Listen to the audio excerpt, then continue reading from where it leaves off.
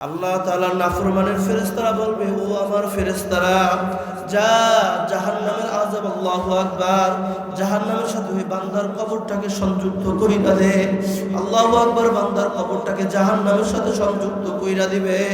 আল্লাহু আকবার, জাহান্নামের মধ্যে থেকে আযাব, আর আল্লাহু আকবার, জাহান্নামের শাস্তি বাবা শুরু হইয়া যাইবে। আল্লাহু আকবার, মুনকার নাকিররা পিটাইতে শুরু করবে। কবর, আল্লাহু আকবার, কবর দৈনিক বান্দাদেরকে ডাকে, ইয়া আব্দি আনা বাইতুল ওয়াহদা, আনা বাইতুল ওয়াহদা। কবর দুনিয়াদার মানুষদেরকে ডাকে, দুনিয়ার মানুষ, আমি হইল একা একির ঘর। ও দুনিয়ার মানুষ, আমি হইল বাবা সাপ বিস্তুর ঘর। ও দুনিয়াদার মানুষ, নেক নাম আমল সারা আমি মাওলার কবরে আল্লাহু আকবার। নবী আলাইহিস সালাতু ওয়াস সালাম বলেন, আল্লাহু আকবার, বাবা মরার আগেই মরো। আজকে এই বাড়ি, এই গাড়ি, এই ছেলে সন্তান করি, আজকে নামাজ পড়তে পারো না, আল্লাহ ইসলাম অনুযায়ী মানতেও কিন্তু পারো না। আরে তুমি মরার পর কিন্তু দুনিয়াদারি পয়সা থাকবে না। আর আল্লাহু আকবার, দুই একদিন কানবে। আরে দুনিয়ার কোনো মানুষ তোমার খোঁজ খবর রাখবে না। দুনিয়ার এই স্বার্থপর জমানায় তোমাকে খোঁজ খবর রাখবে না। আরে যখন তোমার 3 দিন বা 7 দিনা যখন অনুষ্ঠান করা হইবে, দুনিয়ার মানুষগুলো তোমার খাবারে আইসা বলবে না আজকের খাবারের মধ্যে নুন হয় না। আরে তুমি মরছো, তোমার খাবারে বলবে না আজকের খাবারটা বেশি মজা হয় না। ইন্নাল ইনসানা লিরাব্বিহি লাকানুত। আল্লাহ রাব্বুল আলামিন বলেন, দুনিয়ার মানুষটা হলো স্বার্থপর। আল্লাহু আকবার। এই জন্য দুনিয়ার মানুষদের পিছনে না পড়িয়া যদি আল্লাহ তাআলার হুকুম আহকাম মানতে পারো, নবীর ঘোষণা অনুযায়ী কবরটা একটা জান্নাতের বাগান হয়ে যাবে। নবী আলাইহিস সালাতু ওয়াস সালামকে সাহাবারা জিজ্ঞাসা করলো, ইয়া নবী আল্লাহ, ইয়া হাবিব আল্লাহ, কারা জান্নাতে যাইবে? নবী আমার বলল, মা আনা আলাইহি ওয়া আসহাবি। যেই সমস্ত বান্দা এবং বান্দিরা আল্লাহ তাআলার বিধিবিধান মানার পর নবী আলাইহিস সালাতু ওয়াস সালামের সিরাত অনুযায়ী চলবে, শুধু ওই সমস্ত বান্দা বান্দি জান্নাতে চলে যাবে। এছাড়া আর কেউ জান্নাতে যাইতে পারবে না। একটা ফজিলতের আমলের কথা মনে পড়ছে। নবী আলাইহিস সালাতু ওয়াস সালাম হাদিসের মধ্যে বলেন, যেই বান্দার ঘরের মধ্যে একটা মেয়ে আছে সাবালিকা, বিবাহ হয় না, বান্দার সন্তান মাস্টার পাস করছে, চাকরি হয় না, বান্দা ব্যবসা দিছে, ব্যবসার মধ্যে কোনো বরাকা আসে না, বান্দার ছেলে মেয়ে তার কথা শোনে না, এই বান্দা যদি এই নিয়মিত এই আমলটা করতে পারে, তাহলে বান্দার ছেলে কথা শুনবে, মেয়ে কথা শুনবে, তার ব্যবসার মধ্যে বরকত আসবে, তার মেয়ের বিবাহ হয়ে যাবে। বান্দা যদি অসুস্থ থাকে তাহলে বান্দা সুস্থ হয়ে যাবে। এই হাজিদের এই কথাটা বলবো কি বলবো না? এই শুনতে আগ্রহী আছেন তো? এই দেখেন, অনেকের ঘরের মধ্যে সাবালিকা মেয়ে থাকে, অনেক সময় বলে হুজুর দোয়া করেন উপযুক্ত পাত্র যেন পাই। উপযুক্ত পাত্র ছাড়া তো বিবাহ দেওয়া যায় না। নবী আলাইহিস সালাতু ওয়াস সালাম বলেন, যতই হাজত থাক না কেন, বান্দা যদি এই আমলটা নিয়মিত করতে পারে, তাহলে বান্দার বিবাহ, মেয়ের বিবাহ তো হবেই, বরঞ্চ বান্দার সমস্ত হাজাত পূর্ণ হবে। আমলটা কি? সকলেই বললেন 100 বার দুরূদ শরীফ পড়া। কি পড়া বলেন? সবাই মুখ খুলিয়া বলেন, 100 বার দুরূদ শরীফ পড়া। 499 বার লা হাওলা ওয়ালা কুওয়াতা ইল্লা বিল্লাহ পড়া। আবার 100 বার হচ্ছে দুরূদ শরীফ পড়া। নবী আলাইহিস সালাতু ওয়াস সালাম বলেন, কোন বান্দা যদি এই আমলটা করতে পারে, তাহলে বান্দার যতই প্রয়োজন আছে, বান্দার মেয়ে বিবাহ হয় না, ছেলে চাকরি পায় না, ব্যবসার মধ্যে বরাকত হয় না, বান্দার যতই এই আমল আছে না কেন, যত অভাব আছে, আল্লাহ তাআলা ওই বান্দার সমস্ত অভাবকে দূর করিয়া বান্দার মনের নেক মাকসাদকে আল্লাহ তাআলা পূরণ করে দিবেই। তো বান্দার এহ জগতে বান্দা সফল, বান্দা মরার পরও সফল, বান্দার এহ জগতেও সফল, বান্দার মরার পরও সফল। বান্দা আমল করতে দেরি, বান্দা মনের মায়ের মাকসাদ পূরণ হতে দেরি না, বান্দা আমল করতে দেরি, বান্দা মেয়ের বিবাহ হতে দেরি না, বান্দার আমল করতে দেরি, বান্দার ব্যবসার মধ্যে বরকত হইতে দেরি না। জোরে বলেন না সুবহানাল্লাহ। এই আমল পারবো তো করতে ইনশাআল্লাহ। এই দেখেন, যারা গরিব আছেন, নবী আলাইহিস সালাতু ওয়াস সালাম বলেন, এই আমলটা যদি করা যায় তাহলে কোন জায়গা থেকে যে মদদ আসবে, সাহায্য আসবে, বান্দা নিজেও জানে না। আমলটা হচ্ছে সকাল সন্ধ্যায় পড়া ইয়া হাইয়ু ইয়া কাইয়ুম লা ইলাহা ইল্লা আনতা বিরহমাতিকা আস্তাগীস। সকলেই বলেন ইয়া হাইয়ু ইয়া কাইয়ুম লা ইলাহা ইল্লা আনতা বিরহমাতিকা আস্তাগীস। নবী আলাইহিস সালাতু ওয়াস সালাম জানায় দেন, বান্দা আমল করতে দেরি বান্দার অভাব অনটন দূর হয়ে যাবে, বান্দা নিজেও টের পাইবে না। এজন্য আল্লাহ তাআলা আমাদেরকে এই সমস্ত হাদিসের উপরে আমল করার তৌফিক দেন। আচ্ছা বলেন তো বাবাজি, এই কোরআন যে আমরা পাইলাম, এই হাদিস যে আমরা পাইলাম, এগুলা কাদের মাধ্যমে পাইছি? বলেন না, কাদের মাধ্যমে পাইছি? নবীর মাধ্যমে, সাহাবার মাধ্যমে এবং তাবলীগের মাধ্যমে পাইছি। কথা ঠিক? জোরে বলে না কথা ঠিক? আল্লাহ পাকের বান্দা, আজকে তাবলীগের মধ্যে দুই দল হয়ে গেছে। দেখেন, কেউ কেউ বলে জুবায়ের গ্রুপ, কেউ কেউ বলে সাদ গ্রুপ। আফসোসের বিষয় হতে হয়, আমরা মুসলমান, আমাদের কালেমা হচ্ছে লা ইলাহা ইল্লাল্লাহ মুহাম্মাদুর রাসূলুল্লাহ, আমাদের কোরআন হচ্ছে পবিত্র আল কোরআন। কিন্তু আজকে মুসলমানদের মধ্যে ডিভাইডেড তৈরি করা, এটা হলো ইহুদি এবং নাস্তিকদের একটা ষড়যন্ত্র, ইহুদি এবং নাস্তিকদের একটা ষড়যন্ত্র।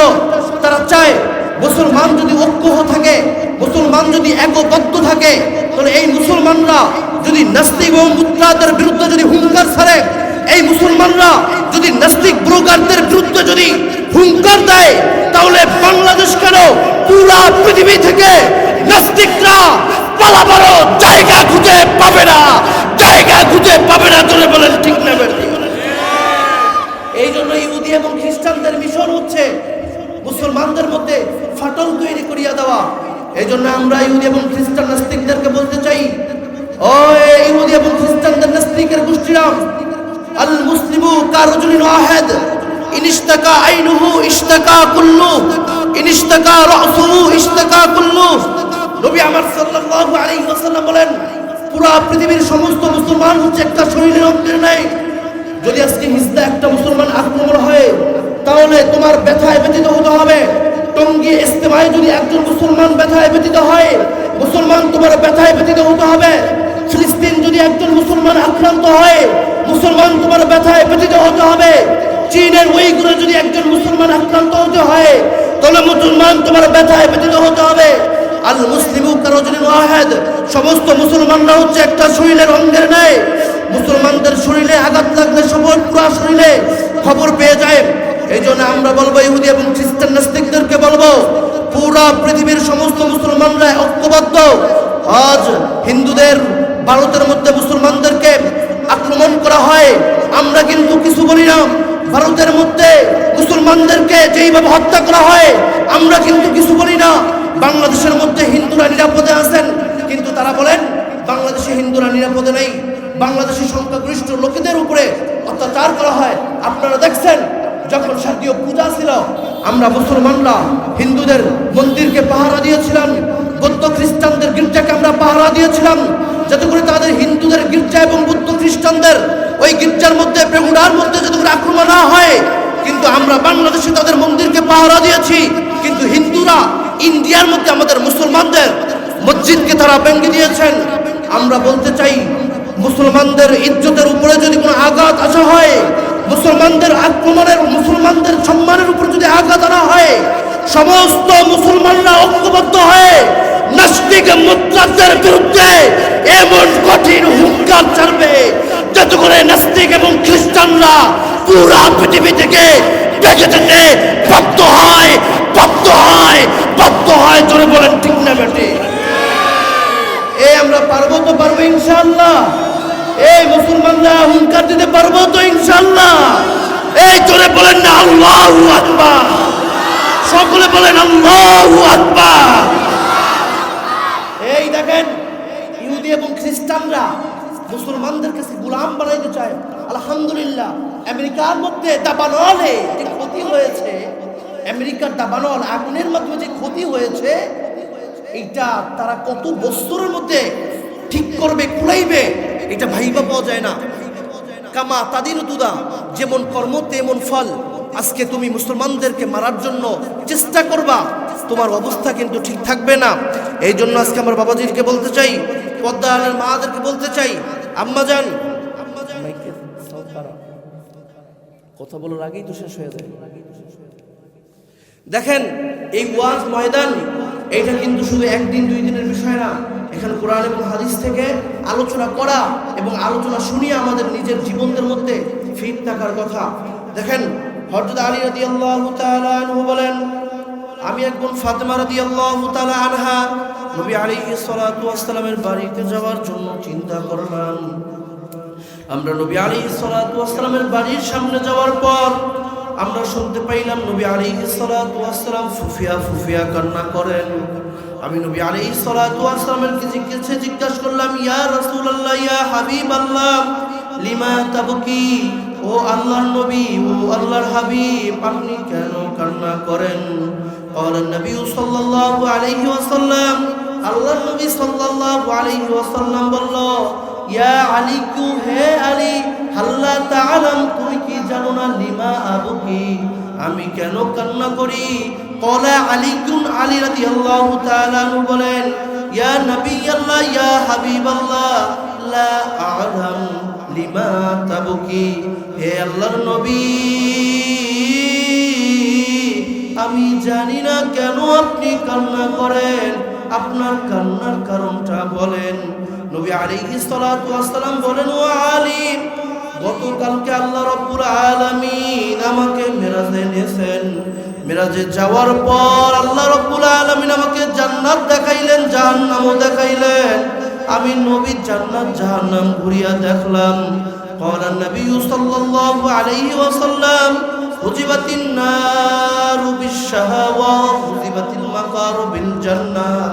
আল্লাহর নবী বলেন, জাহান্নামকে সাজাইছে খুব সুন্দর করিয়া, আর জান্নাতকে সাজাইছে খুব কঠিন করিয়া। নবী আলাইহিস সালাতু ওয়াস সালাম বলেন, জান্নাতে যাইতে হইলে অনেক কষ্ট করা লাগে। শীতের সকালে শীতের সকালে উঠিয়া ঠান্ডা পানি দিয়া ওযু করিয়া বাজার নামাজ আদায় করা লাগে। আজকে জান্নাতে যাইতে হইলে নবীর বিরুদ্ধে কেউ কথা বললে রাজপথে নামিয়া আন্দোলন করা লাগে।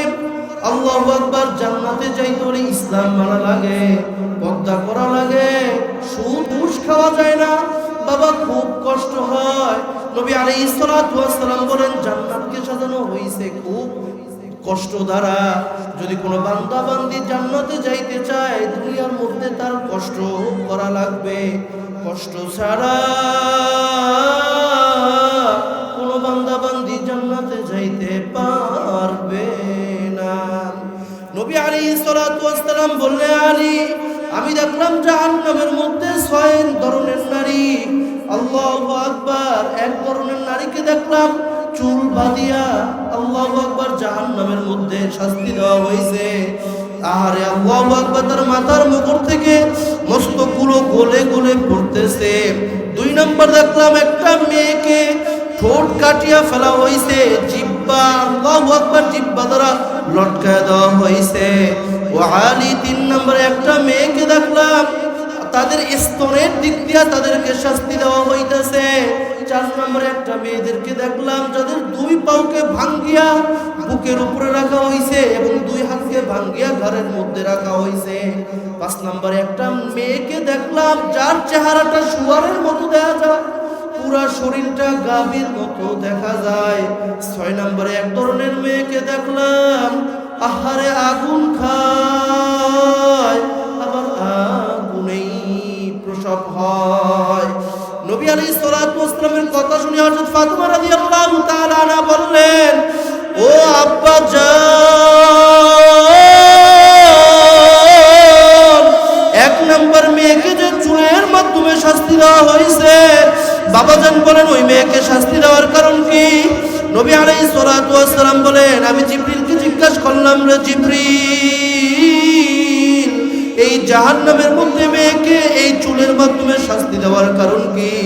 জিবরিল আমাকে বলল, ইয়া নবী আল্লাহ, ইয়া হাবিব আল্লাহ, এই মেয়েটা দুনিয়ার মধ্যে পর্দা করতো না, তার চুলগুলোকে সারিয়া রাস্তায় রাস্তায় ঘুরতো, তার চুলগুলোকে সারিয়া বেপর্দা পুরুষদেরকে দেখাইতো।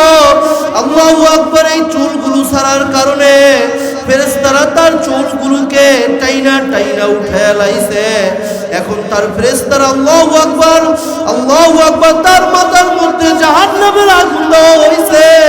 যেই জাহান্নামের আগুনের কারণে তার মগজগুলা গলিয়া ভাতের ফেনার মতো শুধু উতরায়। পদ্রালের মা বোনদেরকে বলবো, পদ্রালের আম্মা জানদেরকে বলবো, আম্মা জান, দুনিয়ার কয়েকদিন শান্তির জন্য মা সারা জীবনের কষ্ট ভোগ করিয়েন না।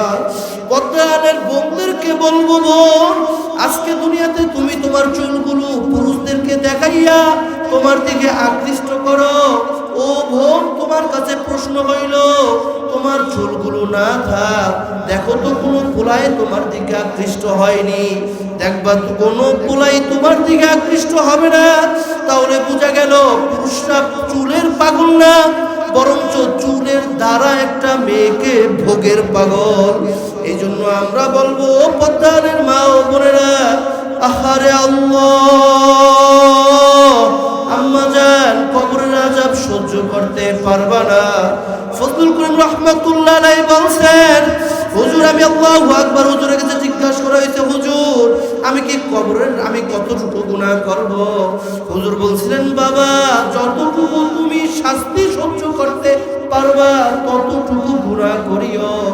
জাহান্নামের শাস্তি সহ্য করার মতো আমরা কেউ নাই। দুই নাম্বার যে মেয়ে ছিল, ওই মেয়ের যে ঠোঁট কাটা হয়েছে, আল্লাহু আকবার, জিবরিলকে জিজ্ঞাসা করলো, জিবরিল এই মেয়ের ঠোঁট কেন কাটা হইল? জিবরিল আলাইহিস সালাতু ওয়াস সালাম বললেন, ইয়া নবী আল্লাহ, ইয়া হাবিব আল্লাহ, মেয়েটা লিপস্টিক দিয়া সমাজের মধ্যে ঘোরাফেরা করত, পর্দা করত না। এই জন্য জাহান্নামের ফেরেশতারা, আল্লাহর ফেরেশতারা ওই মেয়ের ঠোঁট দুইটা কাটিয়া জিহ্বা দ্বারা ঝুলাইয়া রাখছে। এই জন্য পদ্রালের মা ও বোনদের পায়েও ধরি, হাতেও ধরি, এই দুনিয়ার কয়েকদিন চাকচিক্যের জন্য মা গুনাহ করিও না, গুনাহ করিও না। আযাবুল কবরি হাক্কুন, কবরের আযাব কিন্তু বাবা সত্য, কবরের আযাব কিন্তু মিথ্যা না। আল্লাহু আকবার। ফাদাইলুল ইখলাসের মধ্যে, অসৎ নারীদের কিতাবের মধ্যে একটা ঘটনা বর্ণনা করছেন। এক যুবক এক কবরের পাশ দিয়ে যাইতেছিল, কবরের মধ্যে কান্নার আওয়াজ। যুবক এলাকার মানুষদেরকে নিয়ে আসছেন, নিয়ে আসার পরে দেখলো আল্লাহু আকবার, কবরের মধ্যে সত্যি সত্যি কান্নার আওয়াজ হইতেছে। ইমাম সাহেবের কাছে ফতোয়া জিজ্ঞাসা করলো, হুজুর কবরের মধ্য থেকে লাশকে বের করা যাবে কিনা? হুজুর বলে, যদি নিশ্চিত হও তাহলে বের করা যাইবে। আল্লাহু আকবার। যুবকরা মিলিয়া কবর থেকে লাশটা বের করবে এমন পর্যায়ে গেছেন। যাওয়ার পরে দেখেন কবরের মধ্যে একটা মেয়ে উলঙ্গ অবস্থায়। মেয়েটা বলে, আমার জন্য কাপড় নিয়ে আসো, একটা চাদর নিয়ে আসো। বাসা থেকে একটা কাপড় আর চাদর নিয়ে আসা হইল। মেয়েটা কবরের মধ্য থেকে উঠিয়া চলিয়া গেছে। বাড়িতে যে দরজা লাগাইয়া দিয়েছে, দরজা লাগানোর পর বলে, দরজা খোলো। আল্লাহু আকবার। মেয়ে বলে, না না না না না, আমার এই অবস্থা দেখিয়া তোমরা সহ্য করতে পারবা না। বলে, না আমরা পারবো, খোলো। তোমার কারণ কি? আল্লাহর বান্দি দরজা খোলার পর আল্লাহ দেখলো বান্দি পুরো শরীরটা ঢাকিয়া বসে রয়েছে। আল্লাহর বান্দির কাছে প্রশ্ন করলো, তোমার মাথার কাপড়টা উঠাও। আল্লাহর বান্দা মাথার কাপড় উঠানোর পর দেখে বান্দার মাথার মধ্যে কোনো চুলও নাই, চামড়াও নাই। প্রশ্ন করলো, রে বোন, তোমার মাথার চামড়া কোথায়, চুল কোথায়? আল্লাহর বান্দি বলল, ভাই দুনিয়ার মধ্যে আমি চুল দেখায় হাঁটতাম, পর্দা করতাম না। এই জন্য আল্লাহ তাআলার ফেরেশতারা আমার চুলগুলোকে উঠাইয়া ফেলছে। যখনই আমার চুলগুলোকে উঠাইছে, চুলের সাথে আমার মাথার চামড়াগুলো উঠে গেছে। মেয়ের কাছে প্রশ্ন করা হলো, আচ্ছা বলো তোমার মুখের ঠোঁট কোথায়? আল্লাহর বান্দি বলল, ও দুনিয়াদার মানুষেরা,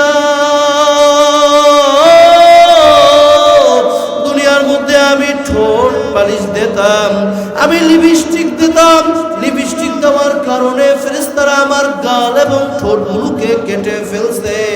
এই জন্য পদ্মালের মা বোনদেরকে বলবো, ও আমার পদ্মালের মা বোনেরা, চুল ছাড়া জায়েজ নিজের স্বামীর সামনে ছাড়ো, ভাইয়ের সামনে ছাড়ো। মা বেপরদা হয়ে সমাজে ঘুরিও না।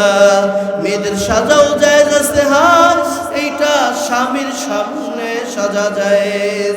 কবরের আযাবুল কবরি কোন কবরের আযাব কিন্তু সত্য। আল্লাহু আকবার। অনেক সময় দেখা যায় কবরের মধ্য থেকে আল্লাহু আকবার দোয়া বের হইতে থাকে। আল্লাহু আকবার। নাফরমানরা মরার পর কবরের মধ্যে আল্লাহ তাআলার জাহান্নামের আযাব শুরু হইয়া যায়। বিদায় বাজান, ওই কবরের মধ্যে এই জাহান্নামের আযাব শাস্তি দেখা যায়। হযরত ফাতেমা রাদিয়াল্লাহু তাআলা আনহা অসুস্থ, আল্লাহ রোজা রাখলো। রোজা রাখার পর ফাতেমা রাদিয়াল্লাহু তাআলা আনহা ফজরের নামাজ আদায় করলো। হযরত আলী রাদিয়াল্লাহু তাআলা মসজিদের মধ্যে চলে গেলেন। আলী রাদিয়াল্লাহু তাআলা মসজিদের মধ্যে থেকে নামাজ আদায় করে এসে দেখলেন ফাতেমা রাদিয়াল্লাহু তাআলা আনহা নামাজের মধ্যে বসা নাই। আলী রাদিয়াল্লাহু তাআলা বলেন, ফাতেমা রাদিয়াল্লাহু তাআলা আনহাকে আমি জীবনেও দেখি নাই ফজরের নামাজের পর ইশরাক নামাজ পড়া ছাড়া জায়নামাজ থেকে উঠছেন। আজকে কারণ কি ফাতেমা? আজকে ইশরাক নামাজ না পড়িয়া উঠার কারণ কি? ফাতেমা রাদিয়াল্লাহু তাআলা আনহা বললেন, ও আদরের স্বামী, গতকাল রাত্রে আমি স্বপ্নে দেখলাম আমার আব্বাজান ঘরের মধ্যে আইছেন। আয়েশা যেন কি তালাশ করেন। আমি বললাম, বাবাজান কি খোঁজেন? আব্বাজান আমাকে বলল, ও ফাতেমা, তুমি তো হয় আজকে জ্বর অবস্থায় তুমি আজকে ইফতার সেহরি করলা, আজকে সাহারি করলা তুমি আলীর সাথে। ও মা ফাতেমা, ইফতার করবা আমি বাবার সাথে জান্নাতে। ও স্বামী জানেন, আল্লাহ নবী সাল্লাল্লাহু আলাইহি ওয়াসাল্লাম এই কথা বলিয়া চলে গেছেন। হযরত আলী রাদিয়াল্লাহু তাআলা ফুফিয়ে ফুফিয়ে কান্না শুরু। আহারে, হযরত ফাতেমা হয়তো আর বাঁচবে না। হযরত ফাতেমা রাদিয়াল্লাহু তাআলা আনহা ওই দিনে ইন্তেকাল করলেন। হযরত আবু যর গিফারি রাদিয়াল্লাহু তাআলা আনহু কবরের মধ্যে গিয়া বলল, কবর সাবধান সাবধান সাবধান, তোমার মধ্যে সাইয়্যিদুল মুরসালিন জনাবে মুহাম্মদুর রাসূলুল্লাহ সাল্লাল্লাহু আলাইহি ওয়াসাল্লামের স্ত্রীকে রাখতেছি। তোমার কাছে আমরা আল্লাহ হাসান হুসাইনের মাকে তোমার কবরে রাখি। ও কবরের মাটি, সাবধান সাবধান, বেয়াদবি করিও না। আল্লাহ ফজলে করবে কবরের জবানটা খুলিয়া গেল। কবর ডাক দিয়া বললেন, ও আবু যর গিফারি, কে বিশ্ব নবীর মেয়ে, কে হুসাইন হাসাইনের মা? আমি কবরের কাছে কোনো পরিচয় চলবে না। যদি কবরের মধ্যে বান্দা বান্দে যদি নেক আমল নিয়ে আসতে পারে, যদি তিনটা প্রশ্নের উত্তর দিতে পারে, মান রব্বুকা ওয়া মান দীনুকা ওয়া মান নাবিয়ুকা, তোমার দিন কি, তোমার রব কে, তোমার নবী কে, তাহলে আমি কবরের মধ্যে মুক্তি পাইবে। আর কবরের মধ্যে যদি আল্লাহ তিন প্রশ্নের উত্তর না দিতে পারে, তাহলে কে চরমনাই পীরের মুরিদ, কে শশীনার মুরিদ, কে তাবলীগ, কে জামাত, কে আওয়ামী লীগ, কে বিএনপি, কবর কারো পরিচয় শুনবে না। কবরের মধ্যে তিনজন মুনকার নাকির আসিয়া যাইবে। কবরের মধ্যে মুনকার নাকির আসিয়া প্রশ্ন করবে, মান রব্বুকা, তোমার রবকে? যে সমস্ত বান্দা বান্দিরা দুনিয়ার মধ্যে নামাজ পড়তো, রোজা রাখতো, হজ করতো, যাকাত দিত, আল্লাহ তাআলার বিধিবিধান মানিয়া চলতো, শুধু ওই সমস্ত ব্যক্তিরাই বলতে পারবে রব্বি আল্লাহ। দুই নম্বর প্রশ্ন করবে, আমান দীনুকা, তোমার দিন কি? যে সমস্ত বান্দার বান্দিরা মসজিদকে পছন্দ করত, মাদ্রাসা পছন্দ করত, যারা হুজুরদেরকে পছন্দ করত, তারাই শুধু পড়তে পারবে দ্বীন আল ইসলাম। তিন নম্বর প্রশ্ন করবে, আমার নবী ইউকা, তোমার নবীকে? বান্দার কবরের সাথে নবীর কবরের সাথে সুরঙ্গ করে দেওয়া হইবে। বলবে ওয়ামান হাদার রাজুল, এই ব্যক্তিকে, আল্লাহু আকবার, ব্যক্তি যদি দুনিয়াতে নবীর সুন্নত না মানতে পারে, যদি নবী করিম সাল্লাল্লাহু আলাইহি ওয়াসাল্লামের সুন্নত অনুযায়ী না চলে, তাহলে বান্দা জীবনও বলতে পারবে না। আর যদি সুন্নত অনুযায়ী জীবন যাপন করে, নবী করিম সাল্লাল্লাহু আলাইহি ওয়াসাল্লামের হাদিস অনুযায়ী যদি জীবন করে, তাহলে বলবে হাদা নবী, এইটা হইল আমার নবী জনাবে মুহাম্মদুর রাসূলুল্লাহ সাল্লাল্লাহু আলাইহি ওয়াসাল্লাম। অমনি ভাবে গায়বানা থেকে শব্দ আসবে, ফাকাদ সাদাকা আবদি, ফাকাদ সাদাকা আবদি, হা হা বান্দা আমার সত্য বলছে। ও আমার ফেরেশতারা, বান্দার জন্য নূরের তৈরি পদ্মার বিছানা করো। আল্লাহ তাআলার বান্দারা ওই বান্দার জন্য নূরের বিছানা করবে। আল্লাহু আকবার, আল্লাহু আকবার। আল্লাহ তাআলা ডাক দিয়া বলবে ইয়া আবদি নাম কানামাতিল আরুস, ও আমার বান্দা তুমি ঘুমাও যেমনি ভাবে নবহিত স্বামীরা ঘুমায়। নবী আলাইহিস সালাতু ওয়াস সালাম হাদিসের মধ্যে বলেন আল কবরু রাউযাতুম মিন রিয়াজিল জান্নাহ আও হুফরাতুম মিন হুফারিন নার। কবরটা কারো কারো বান্দার জন্য কবরটা একটা জান্নাতের বাগান হয়ে যাবে, আবার কোন কোন বান্দার জন্য কবরটা একটা জাহান্নামের টুকরা হয়ে যাবে। আল্লাহু আকবার। যে সমস্ত বান্দারা দুনিয়াতে নামাজ পড়তো না, যে সমস্ত বান্দারা দুনিয়াতে রোজা রাখতো না, হজ করতো না, যাকাত করতো না, যাকাত দিত না, তাদেরকে যখন প্রশ্ন করা হবে মান রব্বুকা, তোমার রবকে, বলবে লা আদরি, লা আদরি, আমি জানি না। বলবে তোমার নবীকে, বলবে লা আদরি। বলা হইবে তোমার ইসলাম কি, বলবে লা আদরি, আমি কিছুই জানি না। আল্লাহ তাআলার নাফরমানের ফেরেশতারা বলবে ও আমার ফেরেশতারা, যা জাহান্নামের আযাব, আল্লাহু আকবার, জাহান্নামের সাথে ওই বান্দার কবরটাকে সংযুক্ত কইরা দে। আল্লাহু আকবার। বান্দার কবরটাকে জাহান্নামের সাথে সংযুক্ত কইরা দিবে। আল্লাহু আকবার। জাহান্নামের মধ্যে থেকে আযাব, আর আল্লাহু আকবার, জাহান্নামের শাস্তি বাবা শুরু হইয়া যাইবে। আল্লাহু আকবার। মুনকার নাকিররা পিটাইতে শুরু করবে।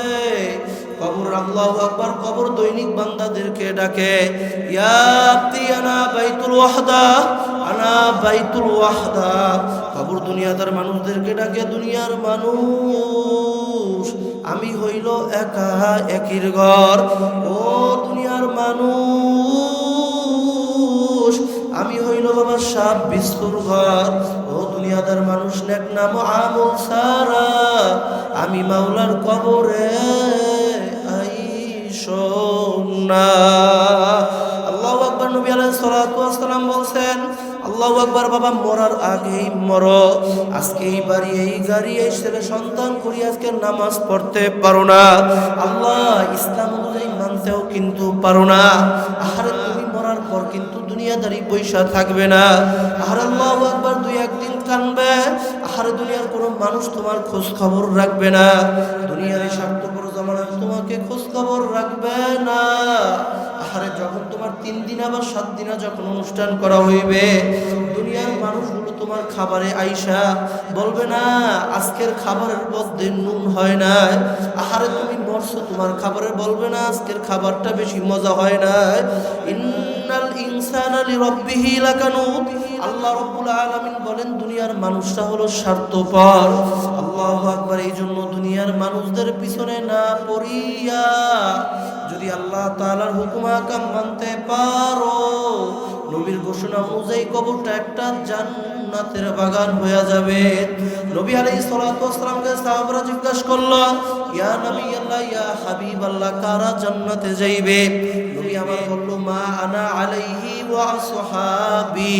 যেই সমস্ত বান্দা এবং বান্দিরা আল্লাহ তাআলার বিধিবিধান মানার পর নবী আলাইহিস সালাতু ওয়াস সালামের সিরাত অনুযায়ী চলবে, শুধু ওই সমস্ত বান্দা বান্দি জান্নাতে চলে যাবে। এছাড়া আর কেউ জান্নাতে যাইতে পারবে না। আল্লাহ কবরের মধ্যে নাফরমানের কবরটা আযাব শুরু হইয়া যাইবে। আল্লাহ কবরের মধ্যে আল্লাহু আকবার, সূর্যটা বাজান তোমার মাথার উপরে চলে আসবে। সূর্যের তাপে বাবা মাথাটা ফাটিয়া টাস টাস করিয়া মগজগুলো পড়তে থাকবে। ওইদিকে মাওলার জাহান্নামগুলো তোমাকে খাওয়ার জন্য গুরুম গুরুম করে আসবে। আর সমস্ত মুসরাত দর্দে হযরত আদম আলাইহিস সালাতু ওয়াস সালামের কাছে আদম আলাইহিস সালাতু ওয়াস সালাম বলবেন, আমি নিজেকে নিয়ে ব্যস্ত, আমি জানি না, যাও অন্য নবীর কাছে যাও। সমস্ত উম্মতরা অন্য নবীর কাছে চলে যাবে, অন্য হযরত ঈসা আলাইহিস সালাতু ওয়াস সালামের কাছে যাবে। ঈসা আলাইহিস সালাতু ওয়াস সালাম বলবে ইয়া নাফসি ইয়া নাফসি। দাউদ আলাইহিস সালাতু ওয়াস সালামের কাছে যাবে, সে বলবে ইয়া নাফসি ইয়া নাফসি। ইদ্রিস আলাইহিস সালাতু ওয়াস সালামের কাছে যাবে, ইদ্রিস আলাইহিস সালাতু ওয়াস সালাম বলবেন ইয়া নাফসি ইয়া নাফসি। হারুন আলাইহিস সালাতু ওয়াস সালামের কাছে যাবে, মুসা আলাইহিস সালাতু ওয়াস সালামের কাছে যাবে। সমস্ত নবীরা বলবেন ইয়া নাফসি ইয়া নাফসি। সমস্ত মানুষরা আকা নামদার তাজদার মদিনা জনাবে মুহাম্মদুর রাসূলুল্লাহ সাল্লাল্লাহু আলাইহি ওয়াসাল্লামের কাছে যাবে। যা দেখবেন আল্লাহর নবী সিজদার সাথে মাথাটা দিয়া বলতেছেন ইয়া উম্মতি ইয়া উম্মতি। তখন নবীরা আল্লাহু আকবার উম্মতরা বলবেন ইয়া নবিয়াল্লাহ ইয়া হাবিবাল্লাহ, আমাদেরকে রক্ষা করেন। নবী আমার আর সিজদা থেকে মাথা উঠাইয়া মাওলার কাছে বলবেন, দয়ার মালিক আল্লাহ, আজকে এই বিভীষিকাময় সময় যদি তোমার জাহান্নাম আমার একটা উম্মতকেও খায়া ফেলে, আমি নবী তোমার জান্নাতে যাব না। আল্লাহ রাব্বুল আলামিন জান্নাত থেকে একটু পানি পাঠায়া দিবেন, বন্ধু জাহান্নামের দিকে একটু মারো। আল্লাহ নবী পানিটা জাহান্নামের দিকে মারবে, জাহান্নামটা পানি পিয়া কেতকাত করিয়া পিছনে চলে যাবে। নবী আলাইহিস সালাতু ওয়াস সালাম বলবেন, মালিক ৭০,০০০ ফেরেশতা তো জাহান্নামকে ধরে রাখতে পারলো না, এইটা কেমন কুদরতের পানি? এইটা কি হাউজে কাউসারের পানি না আবে হায়াতের পানি? আল্লাহ বলবেন, না না না, এটা কোনো স্পেশাল পানি না, এইটা হলো তোমার গুনাহগার উম্মতের চোখের পানি। দুনিয়ার মধ্যে তারা গুনার কথা মনে করিয়া আল্লাহ তাআলার কাছে আল্লাহু আকবার ক্ষমা চাইছে, আল্লাহর কাছে রোনাজারি করছে, যেই গুনার কথা ক্ষমা করি আল্লাহ গুনার কথা মনে করিয়া যারা কান্না করছে, ওই চোখের পানি হইল এই পানি। আল্লাহ তখন আল্লাহু আকবার জাহান্নামগুলো পিছে চলিয়া যাইবে। মান ক্বালা লা ইলাহা ইল্লাল্লাহ ফাদাখালাল জান্নাহ। নবী আলাইহিস সালাতু ওয়াস সালাম বলেন, যে একবার বলবে লা ইলাহা ইল্লাল্লাহ, সে জান্নাতে চলে যাবে। কাল কিয়ামতের ময়দানে আল্লাহ তাআলা কোরআন শরীফের মধ্যে বলেন, ফারিকুম ফিস সাঈর ফারিকুম ফিল জান্নাতা ফারিকুম ফিল জান্নাতি ওয়া ফারিকুম ফিস সাঈর। কিয়ামতের ময়দানে দল হইবে দুইটা, একটা হবে জান্নাতি আর একটা হবে জাহান্নামী। হে আল্লাহ পাকের বান্দা জনাবে মুহাম্মদুর রাসূলুল্লাহ সাল্লাল্লাহু আলাইহি ওয়াসাল্লামের উম্মতগণ, এই পর্দালের মা ও বোনেরা, যদি দুনিয়াতে পর্দা করা যায়, নামাজ পড়া যায়, একটা সন্তানকে যদি আলেম বানানো যায়, কাল কিয়ামতের ময়দানে ওই জান্নাতের দলের মধ্যে আপনি আর আমি থাকবো। নবী আলাইহিস সালাতু ওয়াস সালাম হাদিসের মধ্যে বলেন, মান তাশাব্বাহা বিকাউমিন ফাহুয়া মিনহুম। যার সাথে যার মুহাব্বত, তার সাথে তার কিয়ামত। দুনিয়াতে যদি আলেমদেরকে ভালোবাসতে পারি, দুনিয়াতে যদি মন্ত্রীদেরকে ভালোবাসতে পারি, দুনিয়াতে যদি এমপি মন্ত্রীদেরকে ভালোবাসি, আর যদি দুনিয়াতে আলেমদেরকে ভালোবাসি, কিয়ামতের ময়দানে দুইটা দল হবে। যারা এমপি মন্ত্রীদেরকে ভালোবাসতো, আল্লাহ তাআলা বলবেন, তোমাদের নেতার সামনে তোমরা পিছনে থাকো, তোমাদের নেতা যেই দিকে যায় তোমরাও ওই দিকে যাও। আর যারা আল্লাহ ওয়ালাদেরকে ভালোবাসতো, নবী আলাইহিস সালাতু ওয়াস সালামকে ভালোবাসতো, যারা মসজিদে ইমাম সাহেবদেরকে ভালোবাসতো, যারা আল্লাহু আকবার বড় হক্কানি উলামা ইকরামদেরকে ভালোবাসতো, আল্লাহ তাআলা বলবেন, ও কিয়ামতের মানুষ, দুনিয়াতে তোমরা, ও দুনিয়ার মানুষ, দুনিয়াতে তোমরা যার অনুসরণ করতা, আজকে তার পিছনে যাও। আমরা হচ্ছে জনাবে মুহাম্মদুর রাসূলুল্লাহ সাল্লাল্লাহু আলাইহি ওয়াসাল্লামের উম্মতগণ। এই জন্য দুনিয়াতে মান তাশাব্বাহা বিকাউমিন ফাহুয়া মিনহুম, যার সাথে যার মুহাব্বত, তার সাথে তার কিয়ামত। কাল কিয়ামতের ময়দানে যখন আল্লাহ আল্লাহু আকবার কিয়ামত অনুষ্ঠিত হইবে। আল্লাহ রাব্বুল আলামিন বলবেন ওই নাফরমানদেরকে তাদের কামাইগুলো দেখায়া দে, নাফরমানদেরকে তাদের জাহান্নামের সার্টিফিকেট দেওয়া হইবে। আল্লাহু আকবার পিছনে ফিরে আল্লাহু আকবার জাহান্নামের সার্টিফিকেট দেওয়া হইবে। জাহান্নামের বান্দাদেরকে আল্লাহু আকবার তাদের হাত দুইটাকে আল্লাহু আকবার ভাঙ্গিয়া বুকের মধ্যে দিয়া ঢুকাইয়া আল্লাহু আকবার পিছনের মধ্যে দিয়ে আটটা বাইর করিয়া জাহান্নামের আল্লাহু আকবার ওই আমলনামা তাদের হাতের মধ্যে দেখা হইবে। বলবেন ইকরা, পড়ো, তোমার আমলনামা তুমি পড়ো। ওই বান্দা বান্দি বলবেন আল্লাহ আমি পড়তে পারি না পিছনে। আল্লাহ তাআলা বলবেন ও ফেরেশতারা নাফরমানের গর্দানটাকে ভাঙিয়া দে।